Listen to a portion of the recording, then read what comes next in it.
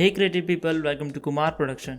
मेरा नाम है मनीष और आज हम सीखेंगे कि किसी रियल बॉक्स का 3D मॉडल कैसे बनाएं, वो भी टेक्सचर के साथ। तो बिना टाइम गवाए चलिए वीडियो को स्टार्ट करते हैं।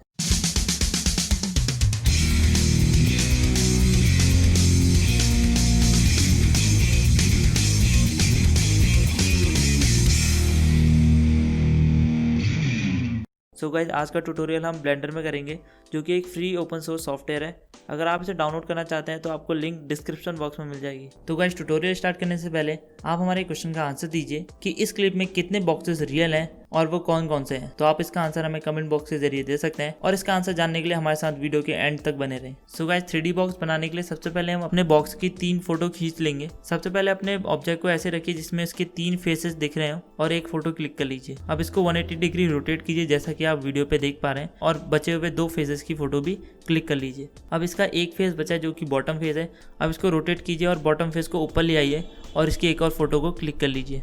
पर ध्यान रखें, जब आप पहली 2 फोटो खींचे तो आपका कैमरा और आपका बॉक्स ज़्यादा मूव ना करे। इसके लिए आप किसी रेफरेंस का यूज़ कर सकते हैं, जैसे कि हमने इस दीवार का यूज़ किया। तो आप ब्लेंडर ओपन कर लेंगे और स्क्रीन पे कहीं भी क्लिक करके एक न्यू प्रोजेक्ट ओपन कर लेंगे। सो गाइज, अब हम ब्लेंडर के कुछ बेसिक कंट्रोल सीखने वाले हैं। अगर आपको ब्लेंडर के बेसिक कंट्रोल्स आते हैं तो आप स्क्रीन पे दिखाए गए टाइम पे वीडियो को स्किप कर सकते हैं। सो गाइज, अभी आप जो स्क्रीन पे देख रहे हैं इसे 3D व्यू पोर्ट कहते हैं। तो ब्लेंडर में किसी भी चीज़ को सिलेक्ट करने के लिए अपने लेफ्ट माउस की मदद से आप इसे सिलेक्ट कर सकते हैं। अगर आपको मल्टीपल ऑब्जेक्ट सेलेक्ट करने हैं तो आप शिफ्ट प्रेस करके हम ऑब्जेक्ट को सिलेक्ट कर सकते हैं। अगर आपको सारे ऑब्जेक्ट एक बार में सिलेक्ट करना है तो आप कीबोर्ड से ए प्रेस करेंगे, जिससे कि सारे ऑब्जेक्ट सेलेक्ट हो जाएंगे। अगर आपको इन सभी ऑब्जेक्ट को डीसेलेक्ट करना है तो ए को 2 बार प्रेस करेंगे और सारे ऑब्जेक्ट डीसेलेक्ट हो जाएंगे। अगर आपको किसी ऑब्जेक्ट को मूव कराना है तो अपने ऑब्जेक्ट को सेलेक्ट कीजिए और कीबोर्ड से जी प्रेस कीजिए, जिससे कि आप उसे मूव करा पाएंगे 3D व्यू पोर्ट में। अगर आपको किसी भी कमांड को कैंसिल कराना है तो आप अपने माउस के राइट बटन को प्रेस कर सकते हैं। अगर आपको इस ऑब्जेक्ट को मूव कराना है सिर्फ एक्स एक्सिस में तो आप जी के बाद एक्स प्रेस करिए, जिससे कि एक्स एक्सिस में लॉक हो जाएगा। अगर आप इसे वाई एक्सिस में मूव कराना चाहते हैं तो वाई प्रेस कीजिए और जेड एक्सिस में मूव कराना चाहते हैं तो जेड प्रेस कीजिए। सेम चीज़ आप रोटेशन और स्केल के लिए भी कर सकते हैं। किसी भी चीज़ को रोटेट कराने के लिए आप कीबोर्ड से आर प्रेस कीजिए और अगर एक्स एक्सिस को रोटेट कराना है तो एक्स प्रेस कीजिए, वाई एक्सिस के लिए वाई और जेड एक्सिस के लिए जेड। अगर आपको किसी ऑब्जेक्ट का स्केल चेंज करना है तो आप कीबोर्ड से एस प्रेस कीजिए। एक्स एक्सिस में स्केल करने के लिए एक्स प्रेस कीजिए, वाई एक्सिस में स्केल करने के लिए वाई प्रेस कीजिए और जेड के लिए जेड प्रेस कीजिए। किसी भी कमांड को कंफर्म करने के लिए अपने माउस के लेफ्ट बटन से आप उसे कंफर्म कर सकते हैं। अगर आपको किसी ऑब्जेक्ट को डिलीट करना है तो उस ऑब्जेक्ट को सिलेक्ट कीजिए और कीबोर्ड से एक्स प्रेस कीजिए और डिलीट पे क्लिक कर दीजिए। किसी भी कमांड को अंडू करने के लिए Ctrl+Z प्रेस कीजिए और आप इसे कीबोर्ड के डिलीट बटन से भी डिलीट कर सकते हैं। अगर आप एक नया ऑब्जेक्ट ऐड करना चाहते हैं तो आप टॉप लेफ्ट कॉर्नर पे आपको ऐड का ऑप्शन दिखेगा, उस पर क्लिक कीजिए और फिर मैच से आप कोई भी ऑब्जेक्ट ऐड कर सकते हैं। इसका शॉर्टकट की है शिफ्ट ए, जिससे आप कोई भी ऑब्जेक्ट ऐड कर सकते हैं। अगर आपको अपने 3D व्यू पोर्ट में ऑर्बिट करना है तो आप ऊपर दिख रहे इस सर्कल पे ड्रैग करके अपने 3D व्यू पोर्ट में ऑर्बिट कर सकते हैं। आप सेम चीज़ अपने कीबोर्ड के नंबर पैड की मदद से भी कर सकते हैं। आप अपने मिडिल माउस बटन को प्रेस करके भी ये चीज़ कर सकते हैं। अगर आप मैग्नीफाइंग ग्लास पे क्लिक करेंगे तो आप अपने 3D व्यू पोर्ट में जूम इन जूम आउट कर पाएंगे। सेम चीज़ आप नंबर पैड के प्लस माइनस से भी कर सकते हैं और अपने स्क्रॉल व्हील को अप एंड डाउन करके भी आप ये कर सकते हैं। अगर आप इस हैंड वाले आइकन पे क्लिक करेंगे तो आप मूव कर पाएंगे अपने 3D व्यू पोर्ट में। सेम चीज़ आप शिफ्ट प्लस स्क्रॉल व्हील को होल्ड करके भी कर सकते हैं। अगर आप कैमरे पे क्लिक करेंगे तो आप कैमरा व्यू पे आ जाएंगे और आप नंबर पैड के 0 प्रेस करके भी अपने कैमरे पे आ सकते हैं। टॉप लेफ्ट में जाके आप ऑब्जेक्ट मोड से एडिट मोड में या फिर एडिट मोड से ऑब्जेक्ट मोड में स्विच कर सकते हैं। सेम चीज़ आप कीबोर्ड के टैब बटन की मदद से भी कर सकते हैं। सो गाइस, अब हम अपना 3D बॉक्स बनाना शुरू करते हैं। इसके लिए सबसे पहले अपने क्यूब को सेलेक्ट कीजिए और मटेरियल प्रॉपर्टीज़ में आइए। अब इसके बाद न्यू पे क्लिक करके एक मटेरियल ऐड कर लीजिए और मटेरियल पे क्लिक करके इसे रीनेम कर लीजिए 1 करके। अब इसके बाद बेस कलर के आगे मैंने इस येलो सर्कल पे क्लिक करके इमेज टेक्सचर को सेलेक्ट कर लीजिए। अब ओपन पे क्लिक कीजिए और अपनी फर्स्ट इमेज को यहाँ इंपोर्ट कर लीजिए। अब इसके बाद प्लस के आइकन पे क्लिक करके एक न्यू मटेरियल स्लॉट ऐड कर लीजिए। अब इसके बाद न्यू पे क्लिक कीजिए और न्यू मटेरियल ऐड कर लीजिए और इसको रीनेम कर दीजिए 2 करके और इस पर भी इमेज टेक्सचर अप्लाई कर लीजिए और ओपन पे क्लिक करके अपनी सेकेंड वाली पिक्चर को यहाँ इंपोर्ट कर लीजिए। अब सेम तरह से आप थर्ड वाली पिक्चर को भी यहाँ इंपोर्ट कर लीजिए। सो गाइस अब आप देखेंगे कि 1 2 3 इसमें 3 मटेरियल ऐड हो चुके हैं इस क्यूब में।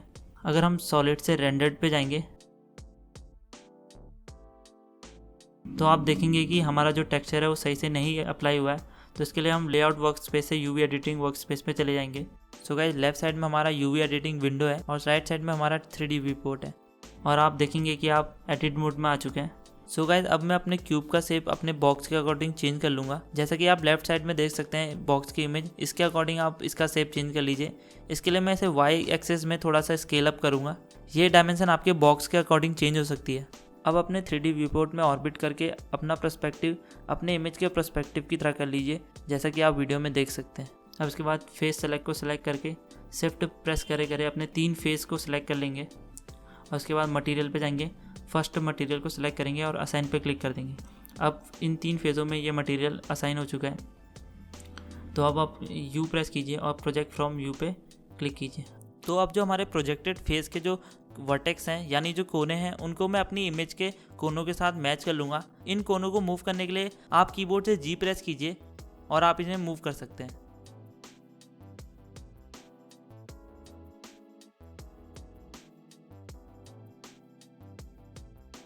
सही से अलाइन हो जाने के बाद अगर आप 3D व्यू पोर्ट में Z प्रेस करेंगे फिर रेंडर पे क्लिक करेंगे तो आप देखेंगे कि हमारा जो टेक्सचर है वो अप्लाई हो चुका है। अब आप ऑब्जेक्ट प्रॉपर्टीज़ में जाएंगे और बची हुई साइड को टेक्सचर करने के लिए इसे 180 डिग्री रोटेट करेंगे Z एक्सिस के अबाउट। अब यहाँ से ड्रॉप डाउन मेन्यू पे जाइए और अपनी सेकंड इमेज को यहाँ सेलेक्ट कर लीजिए। अब बचे हुए फेजेस को सिलेक्ट कीजिए और मटेरियल प्रॉपर्टीज़ में जाइए और सेकंड मटेरियल को चूज़ कीजिए और असाइन पे क्लिक कर दीजिए। अब यू प्रेस कीजिए और प्रोजेक्ट फ्रॉम व्यू पे क्लिक कर दीजिए।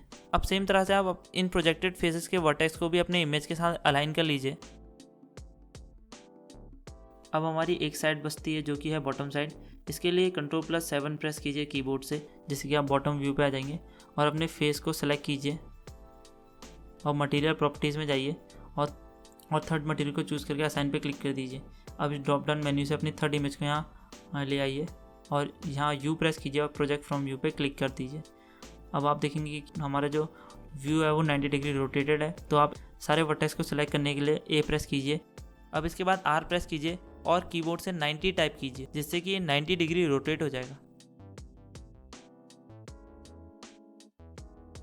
अब इसके वर्टेक्स को भी इमेज के साथ मैच कर लीजिए।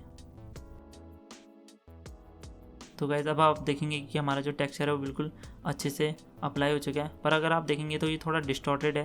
अगर आप रियल इमेज में देखेंगे तो ये लाइन आप देखेंगे थोड़ी टेढ़ी यहाँ पर आई है। तो इसको सही करने के लिए आप ए प्रेस कीजिए सभी चीज़ को सिलेक्ट करने के लिए, फिर राइट क्लिक करके सब डिवाइड पे क्लिक कर दीजिए और इसे सब डिवाइड कर दीजिए 20 से 30 पे। और आप देखेंगे कि आपका जो 3D मॉडल है वो बन चुका है, वो भी टेक्सचर के साथ। अब मैं एक दूसरा एग्जांपल से आपको समझाता हूँ। अगर आप चाहते हैं कि आपकी ऑब्जेक्ट में थोड़ी नॉर्मल मैपिंग हो, मतलब कि आपकी जो सरफेस है ऑब्जेक्ट की उस पर थोड़ा उभार हो या फिर थोड़ा बम्प हो, तो इसके लिए आप वर्क स्पेस को शेडिंग कर दीजिए। यहाँ शिफ्ट ए प्रेस कीजिए और वेक्टर पे जाके बम्प नोड को सेलेक्ट कर लीजिए। अब इसके बाद कलर को हाइट के साथ ज्वाइन कर लीजिए और नॉर्मल को नॉर्मल के साथ। तो आप देखेंगे कि इसमें थोड़ा सा उभार आ चुका है। अब आप इसकी स्ट्रेंथ कंट्रोल करके इसके बम्प को कंट्रोल कर सकते हैं।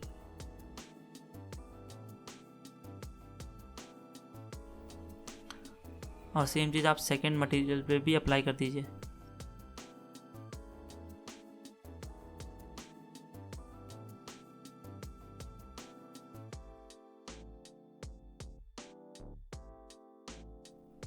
आप इसकी यहाँ से रफनेस को भी कंट्रोल कर सकते हैं और आपका 3D मॉडल तैयार है। सो गाइस अब इसे रेंडर करने के लिए आप सबसे पहले आउटपुट प्रॉपर्टीज़ में आइए, अपने आउटपुट पाथ को सिलेक्ट कर लीजिए जहाँ आप इसे सेव करना चाहते हैं। अब इसके बाद फाइल फॉर्मेट में जाइए और PNG को सिलेक्ट कर लीजिए। अब इसके बाद रेंडर प्रॉपर्टीज़ में आइए और साइकिल को चूज़ कर लीजिए। सो गाइस साइकिल में रेंडर होने में थोड़ा ज़्यादा टाइम लगेगा पर आपको क्वालिटी अच्छी मिलेगी। अब इसके बाद आप रेंडर पे क्लिक कीजिए और अगर आप एनिमेशन रेंडर करना चाहते हैं तो आप रेंडर एनिमेशन पे क्लिक कीजिए। अगर आप एक इमेज को रेंडर करना चाहते हैं तो आप रेंडर इमेज पे क्लिक कीजिए। अब इसके बाद ये रेंडरिंग शुरू हो जाएगी।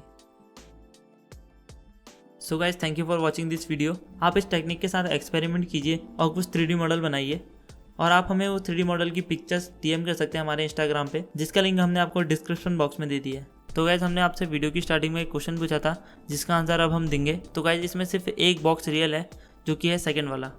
सो गाइज हम फ्यूचर में अपने चैनल में ब्लेंडर के बहुत सारे ट्यूटोरियल आने वाले हैं, जैसे कि motion tracking, rigid body simulation और भी बहुत सारे एडवांस ट्यूटोरियल। अगर आप ये सब मिस नहीं करना चाहते तो आप हमारे चैनल को सब्सक्राइब कर लीजिए और बेल आइकन को भी प्रेस कर लीजिए। आप हमें इंस्टाग्राम पे भी फॉलो कर सकते हैं, जिसका लिंक हमने आपको डिस्क्रिप्शन बॉक्स में दे दिया है। अगर आपको आज की वीडियो पसंद आई तो वीडियो को लाइक और शेयर करें। ऐसी वीडियोज़ के लिए चैनल को सब्सक्राइब करें। मिलेंगे आपसे अगली वीडियो के साथ, तब तक के लिए thank you and be creative.